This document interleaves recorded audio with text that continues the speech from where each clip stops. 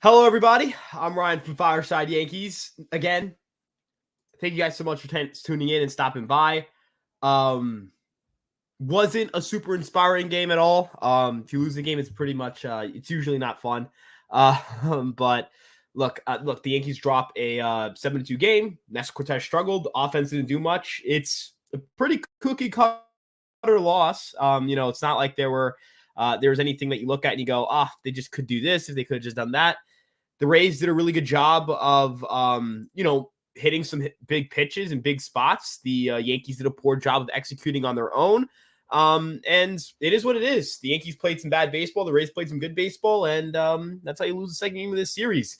Kind of want to go through the story of this game, kind of break down what went right, what went wrong for the Yankees. First and foremost, what went wrong. Nestor Cortez just did not pitch well. I actually thought he came into this start really, I was really disappointed with what his game plan was. I talked about this a little bit on Twitter at Ryan Garcia ESM if you guys want to follow me there. Talk about the game plan. Talk about the game planning. Talk about the thought process for Cortez on the mound. I really didn't feel like the Yankees. I really didn't feel like the game plan should have been to do anything but like the Yankees should have. Nestor Cortez should have been throwing more off speed, more breaking balls. I think the Rays were not just sitting on, but waiting for the Yankees to throw fastballs. I think they knew that they were going to get fastballs all game. I think they knew they were going to get fastballs for the entire outing. And the Yankees kind of didn't make that adjustment, and Cortez didn't really make that adjustment until later on in his start. So yeah, like it is what it is. I'm not gonna kill Cortez for it. You can't expect the guy to throw pitches he doesn't feel comfortable with. Had a couple conversations with some people who were really smart when it comes to pitching, and a lot of it centered around. He also didn't have his location, right? Like if Nestor was throwing the changeup, would he have hit his spots? Would he have hung a couple of changeups, right? The fastball, he couldn't locate it up in the zone. He was missing up and away constantly, down and in, up and away, just uncharacteristically wild. Usually Cortez, we can talk about kind of, his struggles in that start, but he's not a guy who usually walks everybody. Like that's not what he does. He doesn't walk three batters in a start. He's usually pretty aggressive attacking the zone. So it was strange to see him being very passive. It came back to bite him in the butt. Had he been more aggressive in zone and hit some of his spots, this could have been a really good opportunity for him to get another win and kind of, put himself in position to pick up a win, because I don't think he picked up a win in his Tiger start. In fact, I'm pretty sure his record's pretty bad because of kind of just the sequencing and how games have gone for him. It's unfortunate. It is like I feel bad for Cortez because I thought he could have had, if he would have had his command, I think he would have had it there. But it is what it is, right? Take one of those starts, you throw it away. Hopefully you can bounce back in the next one. And for the Yankees, your goal is to win tomorrow, right? You take a series, and I feel pretty good about the team and the road trip if you take a series on the road in Tampa Bay. Not looking too far ahead here, but Luis Gil will be starting tomorrow. So we'll see if we get the wild Luis Gil or the Luis Gil who knows the strike zone and can attack a little bit. Last time we saw Luis Gil against the Rays, he did a pretty good job of attacking the zone. So hopefully that remains the case. Looking at this kind of the box score here and kind of the way the game went, the Yankees punched back pretty early too. Like Yandy Diaz gave the Rays a lead on one pitch, and the Yankees loaded the bases, and Anthony Volpe punched through with a single. Volpe had 3 hits today. He accounted for the entire Yankee offense basically. The Yankees had 5 hits and 2 walks. Volpe had 3 of those hits, and he had all the RBIs for the game. Volpe, somebody who's played a little better as of late. I think it's encouraging for him to have these kinds of games because let's be real here. Like Volpe had a really rough stretch where it just kind of wasn't clicking for him. And that was obviously concerning. So, seeing Volpe get back on the horse is definitely a positive. We're looking at in a positive direction for sure. As a Rays fan, really not good team this year. Yeah, the Rays have not played great baseball, but, it is still the Tampa Bay Rays. They still have, some really good starting pitching. Zach Littell is a really good starter. And the Yankees just didn't play good baseball today. Like, it is what it is. The Rays came out to play. Yandy Diaz, Yandy Diaz is a former batting champion, is an all-star. Randy Arozarena is one of the young stars in this league. Isaac Paredes is one of the best third basemen in all of baseball. They showed up and they played well. They played their tails off. They played their asses off. I'm not going to sit here and try to downplay and make it seem like they ran into some really good luck and that the Rays, they're lucky to win this game and blah, blah, blah. It's a talented baseball team. It just hasn't clicked for them thus far. Their bullpen hasn't been that good, which is a little bit surprising because it usually is very good. And yeah, like I'm not happy about the loss. I'm just not, Rays are a good team. Yandy Diaz was supposed to hit at some point. He was saying like won something. It's he was bound to get this thing going at some point. He's a damn good hitter, and he owns Nestor Cortez. You guys did not get robbed. Bad calls happen all the time. You should hit better. Got shut out. As a Rays fan, surprised won this game. I guess so, right? Like, is what it is. But as it pertains to the Yankees, as it pertains to their lineup, as it pertains to kind of any struggles or whatever, Verdugo hasn't looked too good at the plate. He's kind of been mired in this slump for a little bit now. Soto kind of has actually looked mortal for a few games. I'm sure it's going to turn around soon. Judge had his first rough game in a couple of games after really getting on a hot streak. The offense just wasn't good today. The offense just didn't hit. Like, the guys just didn't hit. It is what it is. Again, like, just not kind of hard for me to really care either way. The team is 11 games over 500. I do understand that, like, I think the Diamondbacks went down 1, 2, 3 in order. So I'm pretty sure the Orioles are going to walk away with the win here, which is unfortunate, obviously. Not happy about that. But that's life. That's baseball. I mean, I'm just hard for me to get worked up about a team that's 11 games over 500. Like, if you guys are going to expect me to come in here and scream and shout about how terrible this team is or whatever it may be, like, that's just not going to happen here. So, yeah. AL East owns this Yankee team the same way like in 2021 all over again. What does this end? They took a series against the Rays. They took a series against the Blue Jays. The only team they lost series to the Blue Jays as well. The only team that's played them extremely well are the Orioles. And those are a lot of close games. Like, I just, Vincent, no disrespect. I just, personally, I kind of just don't care, right? It's like the AL East is also, like, particularly great where you're like, oh, the Yankees are playing bad against teams above 500. That would certainly be a concern. If the Yankees played awful against every good opponent they faced, they've been a pretty good team against above 500 teams.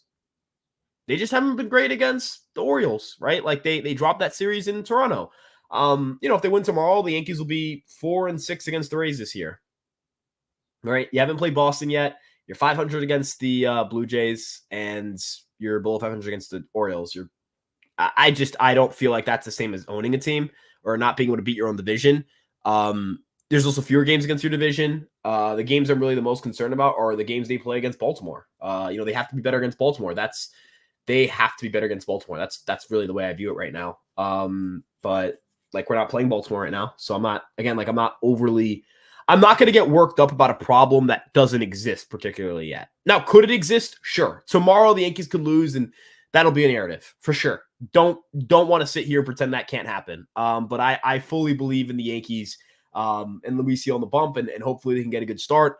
I don't know who the Rays have lined up. There's no officially announced starter. I can go on Fangraphs and see if there's anybody they have projected to start.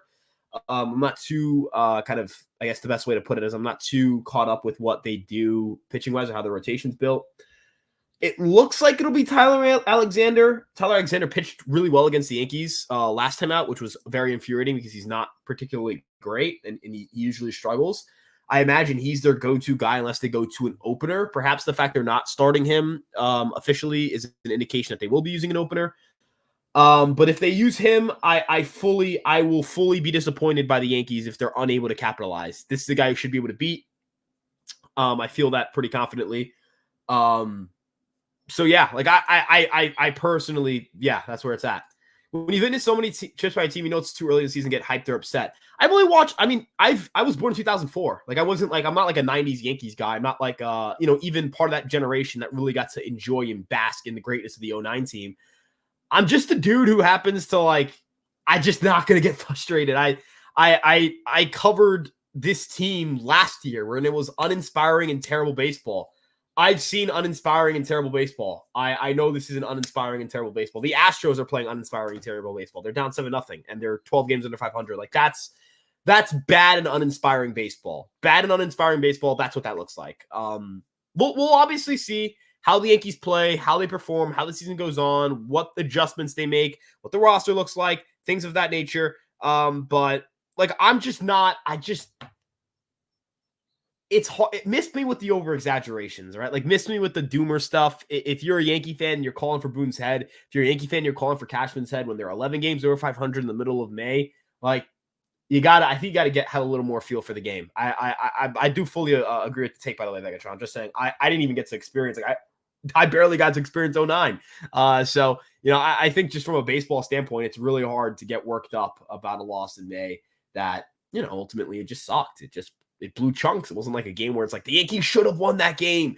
They had the game. Like those are rough. When you lose the game you should win, those stink, right? Like those are painful, awful. Like Cleveland, that game in Cleveland, that was terrible. The Oakland series, horrible series. They should know how to split that series. Like those are games where you can get upset, where you can be like, okay, this is stupid baseball. This is bad baseball. What the, what are we doing? This is one of those games where it's like, the Rays just showed up. The Rays just showed up and played some really damn good baseball, and they beat our ass, and they beat us like a drum.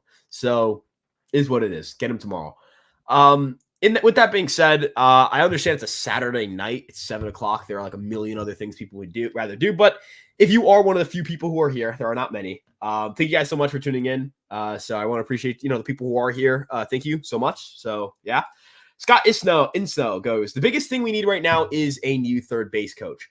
I disagree. I think the biggest thing we need right now is a third baseman or just an infielder. I think the Yankees. Look, I'm not a Glaber doubter. Like I am very much a Glaber guy. I have always been a Glaber guy. So I'm this is not coming out of the mouth of somebody who is like been a Glaber hater, who has like constantly ripped Glaber into shreds about things. Like that's not the person that's coming. It's not this person. He has not played good baseball. It's been a very long concerning stretch where nothing looks good under the hood. The Yankees need to consider looking for an infielder. I don't know who, I don't know where, I don't know what player that looks like right now, but that needs to be a conversation. Absolutely needs to be a conversation. He has played awful. He's been terrible. I think the infield's the biggest need right now. So yeah, I'm not too upset. I'm not too happy with infield production thus far. Again, super early. Like we'll wait and see. Hopefully Glaber can get on one and I can sit here and tell you guys about how good Glaber's playing. And we can talk about a good Glaber Torres, right? Like that would be so much more fun than talking about, we need a second baseman, blah, blah, blah, this, that. But right now it's definitely trending in that direction that we need an infielder or a third baseman. I guess an infielder is a third baseman. My point more so is the Yankees are going to need to pick up somebody. And I think they're going to need to pick up somebody for that infield. This is the best team to be hyped and positive about in a long time. I mean, obviously the 2022 team got off to that ridiculous start, and that was probably the team that I'd say I was the most excited about. They were running away with the AL East. They basically won the AL East in fucking May. They basically won the division in 2 months. So kind of hard to top that. But we'll see if the Yankees can sustain it. Look, the Yankees did not sustain that team. Can they sustain this team? Right? Like that's the question. Can the Yankees sustain this team? Can the Yankees sustain this effort? Can the Yankees sustain this kind of thought process? Can the Yankees sustain blah, blah, blah, blah, so on and so forth? What does this team look like in October? That's the question. That's always the question. That's always going to be the question. So, yeah, that's really where I'm at with that. Maybe Oswaldo's the guy. Yeah, I think Oswaldo Cabrera has a chance, but like I just don't think he's necessarily I don't know. I don't necessarily think Oswaldo Cabrera is that guy. I really don't. I truly don't. I don't. That's really where I'm at. I don't. So, yeah. I think he's a good utility infielder, but I don't view the New York Yankees as a team that should be fighting to have Glaber Torres play every day. Not Glaber Torres, Oswaldo Cabrera play every day. I guess you could argue at this point Glaber Torres kind of questioning the everyday status, the everyday potential this guy has. So, yeah. I mean, that's really where I'm at. Sometimes that second big league run is the breakthrough. Look, I would love for it to be Cabrera because it would be a cost-effective option. But like I just like I don't think Oswaldo Cabrera is like that. Yeah. Yeah, like it's kind of where I'm at. That's where we're at. So, yeah. With that being said, look, I'm probably going to end this stream early. It's a Saturday. It's swelteringly hot, or it's getting swelteringly hot here in my room. Don't know what's going on. Maybe my computer's going to explode. That might happen. If my computer explodes on live, I feel like everyone who's watching here has to subscribe. So, there's that. But with that being said, let me know what you guys think in the comment section below with the Yankees, with their whole situation. If you're watching this post stream, totally fine. Thank you for tuning in anyways. We kept this short on purpose. So yeah. And of course, you guys can check us out on Twitter, Instagram, TikTok, Facebook, and of course, this YouTube page. We appreciate you guys so much for tuning in, and we'll see you guys in the next one. Peace out.